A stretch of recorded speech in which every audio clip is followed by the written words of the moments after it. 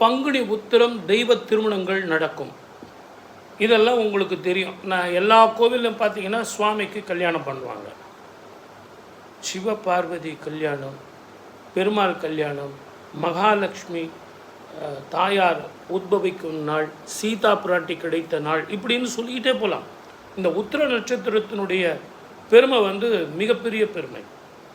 கம்ப ராமாயணம் அரங்கேறிய நாள் நிறைய இருக்குது. ஆனால் இன்றைக்கி இருக்கிற மனிதர்களுக்கு எனக்கு என்ன பலன் கிடைக்கும் சார் அப்படின்னா, தயவு செஞ்சு நல்லா புரிஞ்சுங்க. உங்கள் மகளுக்கோ மகனுக்கோ திருமண தடை உள்ளவர்கள் கொஞ்சம் காலையில் ஒரு பொழுது சாப்பிடாமல் இருந்து இந்த பங்குனி உத்திரத்தில் அன்னைக்கு முருகனுக்கு பால் அபிஷேகத்துக்கு பால் கொடுங்க, சிவனுக்கு பால் அபிஷேகத்துக்கு கொடுங்க. எல்லாத்த விட கோவிலுக்கு போய் உங்களால் முடிஞ்ச வரைக்கும் சுவாமிக்கு வஸ்திரதானம் கொடுங்க. பங்குனி உத்திரம் பார்த்திங்கன்னா நிறைய பேர் சஷ்டி விரதம் இருக்கிற மாதிரி அவ்வளவு இன்னும் ஃபேமஸ் ஆகலை. அது சஷ்டி அப்படின்னா சஷ்டியில் விரதம் இருந்தால் அகப்பையில் குழந்தை வரும் அப்படின்னு நிறைய விரோதிகள் போகிறது, சத்துருக்கள் போகிறது அப்படின்னு சஷ்டியை கொண்டாடுறாங்க. ஆனால் இது குடும்பத்தில் ஒற்றுமை ஏற்படுவதற்காகவும், மாதத்தில் கடைசி மாதமான பங்குனி மாதம், தமிழ் வருடத்தில் சித்திரை மாதம் 1வது மாதம், 12வது மாதம் என்ன அப்படின்னு கேட்டிங்கன்னா இந்த பங்குனி மாதம்தான்.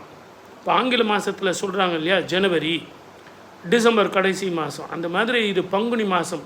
இதில் பங்குனியில் மனிதர்களுக்கு திருமணமே செய்ய மாட்டாங்க. அது ஏன் சார், சுவாமிக்கு மாத்திரம் கல்யாணம் பண்ணுறாங்களே, அப்போ மனிதர்களுக்கு ஏன் பண்ணக்கூடாது அப்படின்னா, இதையெல்லாம் நீங்கள் போய் பார்க்கணும். அந்த கோவிலில் நடக்கிற விசேஷங்கள், பங்குனி மாத உத்திர நட்சத்திர விசேஷங்களில் நீங்கள் கலந்துக்கணும், காவடி எடுக்கணும், பால் காவடி எடுக்கணும், முருகனுக்கு பால் அபிஷேகம் பண்ணணும், அரோகரா, முருகனுக்கு அரோகரா அப்படின்னு சொல்லிட்டு நீங்கள் போகணும். இந்த அரோகரா சொல்கிறதுனாலேயும் முருகனுக்கு பால் காவடி எடுக்கிறதுனாலேயும் கணவன் மனைவி பிரச்சனை தீரும், பித்திருக்களுக்கு உள்ள தோஷங்கள் போகும். பித்திருக்களில் யாராவது துவேஷம் பண்ணி இருந்தாலும், பித்திருக்களுக்கு தர்ப்பணம் கொடுக்காமல் இருந்தாலும், கணவன் மனைவி பிரச்சனைகள் இருந்தாலும், அதே மாதிரி பெண்களால் அவமானப்பட நேரிட்டாலும், நீங்கள் எல்லாம் இந்த உத்திர நட்சத்திரத்தை விரதம் இருந்து நான் சொல்கிற மாதிரி தானங்கள் தர்மங்கள் பண்ணும். இது 12ஆம் இடத்துல இந்த வருஷம் 5 கிரகங்கள் ஒரு வீட்டில் இருக்காங்க. அதோடு சேர்ந்து இங்கே சூரியன், தாயும் தந்தையும் மகனும் கூட ஒன்றா இருக்காங்க, சூரியனும் சனியும் கூட ஒன்றா இருக்காங்க. ஆகவே இது ஒரு அபூர்வமான பங்குனி உத்திரம். மிஸ் பண்ணிடாதீங்க தயவு செஞ்சு.